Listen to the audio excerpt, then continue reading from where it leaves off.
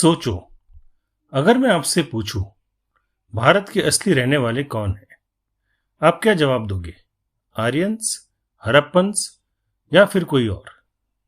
आज का वीडियो थोड़ा अनकंफर्टेबल हो सकता है, क्योंकि हम बात करने वाले हैं इतिहास के उस हिस्से की जो या तो सिंप्लीफाई कर दिया गया या नजरअंदाज। हम जेनेटिक स्टडीज की मदद से पता करेंगे कि भारत के मूलवासी कौन है। ये वीडियो अफवाह पर आधारित नहीं है, बल्कि टोनी जोसेफ की लिखी किताब अर्ली इंडियंस पर आधारित है, जिसका लिंक डिस्क्रिप्शन में दिया गया है। इस किताब में हाल फिलहाल में हुए डीएनए स्टडीज की मदद से भारतीयों की मूल एंसेस्ट्री ट्रेस की गई है। तो चलो शुरुआत से शुरू करते हैं। लगभग 65,000 साल पहले अफ्रीका से कुछ लोग प्रवास करके भारत आए। ये कोई चौंकाने वाली बात नहीं, क्योंकि अफ्रीका को क्रेडल ऑफ ह्यूमन सिविलाइजेशन कहा जाता है और यहीं से पहले आधुनिक इंसान प्रवासन करके दुनिया के अलग अलग कोनों में गए। ये जो लोग थे, इन्हें हम कह सकते हैं फर्स्ट इंडियंस या पहले भारतीय। आज भी इंडिया के लगभग 50 से 60% आबादी में उनका जेनेटिक फुटप्रिंट मिलता है। और इंटरेस्टिंग बात, ये एंसेस्ट्री दुनिया के किसी और क्षेत्र में नहीं मिलती। मतलब ये कुछ यूनिकली इंडियन है। मध्य प्रदेश में स्थित भिमबेटका साइट इसका विशेष प्रमाण देता है। अब अगला मोड़ आता है। हजारों वर्ष के अंतरकाल के बाद लगभग 9,000 साल पहले, यानी 7,000 ईसा पूर्व, ईरान के जाग्रोस प्रांत से लोगों का प्रवासन मेहरगढ़, जो आज के पाकिस्तान में स्थित है, वहां हुआ। इसी दौरान मेहरगढ़ इलाके में खेती बाड़ी की शुरुआत को देखा गया। फिर क्या हुआ? इन जाग्रोस प्रांत के प्रवासी और भारत में रहने वाले फर्स्ट इंडियंस का जेनेटिक मिश्रण होता है और जन्म हुआ हड़प्पन सभ्यता का, लगभग 4,000 ईसा पूर्व। आज के समय में लगभग 80% इंडियंस में फर्स्ट इंडियंस और ईरानियन फार्मर्स का जेनेटिक मिक्स मिलता है। लेकिन एक हैरान कर देने वाली बात, मेहरगढ़ और राखीगढ़ी के डीएनए सैंपल्स जिस पर यह रिसर्च आधारित है, उसमें स्टेपी एंसेस्ट्री बिल्कुल नहीं मिली। और स्टेपी का कनेक्शन किससे है? आर्यों से। यानी आर्य का हड़प्पन सभ्यता से कोई लेना देना नहीं है, क्योंकि वे भारत में काफी समय बाद आए, जो हम आगे देखेंगे। तो लॉजिकली जो 80% पॉपुलेशन है, वो मूल्यतः हड़प्पन और फर्स्ट इंडियन लीनियज से आती है। उन्हें हम कह सकते हैं मूल निवासी या ओरिजिनल इनहेबिटेंट्स। और ये बात सिर्फ हिस्ट्री नहीं, डीएनए साइंस भी सपोर्ट करता है। लेकिन यहां से स्टोरी कुछ कंट्रोवर्शियल हो जाती है। आर्यंस कौन थे?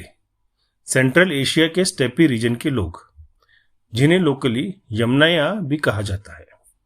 उनके पास 3 ताकतवर चीजें थी: घोड़ा, रथ और पहिया या व्हील।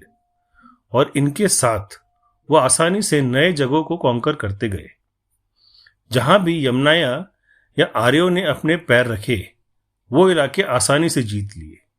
भारत में भी कुछ ऐसा ही हुआ। भारत में इनका आगमन हुआ करीब 2100 से 1500 ईसा पूर्व के बीच। और ध्यान रखो कि ये वही समय है जब हड़प्पन सभ्यता का पतन शुरू हुआ था। लेकिन पतन का कारण सिर्फ आर्य आक्रमण नहीं था, जलवायु परिवर्तन और सूखे का भी अहम भूमिका थी।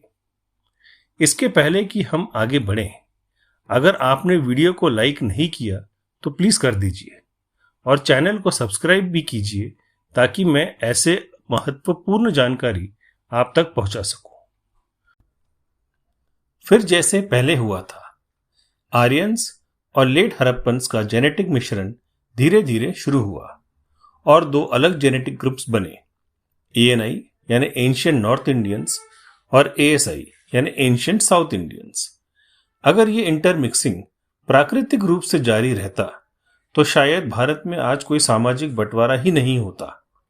लेकिन ऐसा नहीं हो सका। डीएनए स्टडीज बताती हैं कि ब्राह्मण वर्ग में हड़प्पन और फर्स्ट इंडियंस का जेनेटिक मिश्रण काफी कम देखा गया है। इसका क्या कारण था, आइए जानते हैं।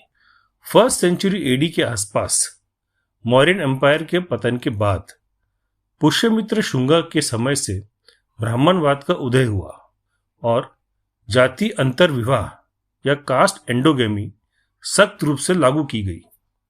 साथ ही मनुस्मृति के द्वारा प्रतिगामी कानून बनाए गए और मनुस्मृति में बताए गए जातीय प्रतिबंध तोड़ने पर निचले जातियों को जान भी गंवानी पड़ जाती थी। मतलब अपनी कास्ट के बाहर शादी बंद, मिक्सिंग बंद, और यहीं से शुरू हुआ जेनेटिक और सोशल डिवीजन। आज भी एक ही गांव या आपके पड़ोस में रहने वाले लोगों में बहुत जेनेटिक विविधता देखने को मिलती है। अगर हम इसे दूसरे देशों या प्रांतों से कंपेयर करें तो ये काफी ज्यादा है। उदाहरण के तौर पर चाइना की आबादी भारत के बराबर है, पर वहां की जेनेटिक विविधता काफी कम है क्योंकि हजारों वर्ष के दौरान जेनेटिक मिश्रण प्राकृतिक रूप से हो चुका है, जो भारत में अंतर जाति प्रतिबंधों के कारण से नहीं हो पाया। मूल निवासी को बाद में इन श्रेणियों में बांटा गया: शूद्र, आदिवासी और अछूत। एक ही लक्ष्य के साथ डिवाइड करो, यानी कि बांटो और राज करो। तो सामान्य शब्दों में मूल निवासी कौन है? वो लोग जो सबसे पहले भारत आए, वो लोग जिन्होंने हड़प्पन सभ्यता बनाई और जिनसे स्थानीय धर्म जैसे बुद्धिज्म और जैनिज्म उभरे। मूल निवासियों की क्या मान्यता थी? समानता, मानवता, करुणा और स्वतंत्रता। लेकिन आज मूल निवासी अपने ही देश में गुलाम बन के रह गए हैं। उनका इतिहास खत्म कर दिया गया। उन्हें बताया गया कि उनकी कोई सभ्यता ही नहीं थी। उन्हें हिंदुत्व के आड़ में फिर से गुलाम बनाया जा रहा है, जो कि देश के संविधान के विपरीत है। अब सवाल यह है, जो इतिहास हमें पढ़ाई गई, क्या वो सही है या कोई एजेंडा के साथ पढ़ाई जा रही है? कमेंट्स में बताओ, आपका क्या मानना है। अगर आपको ऐसे टॉपिक्स पसंद हैं जो इतिहास की गहराई में जाते हैं, तो वीडियो को लाइक और चैनल को सब्सक्राइब जरूर कीजिए। नमस्कार।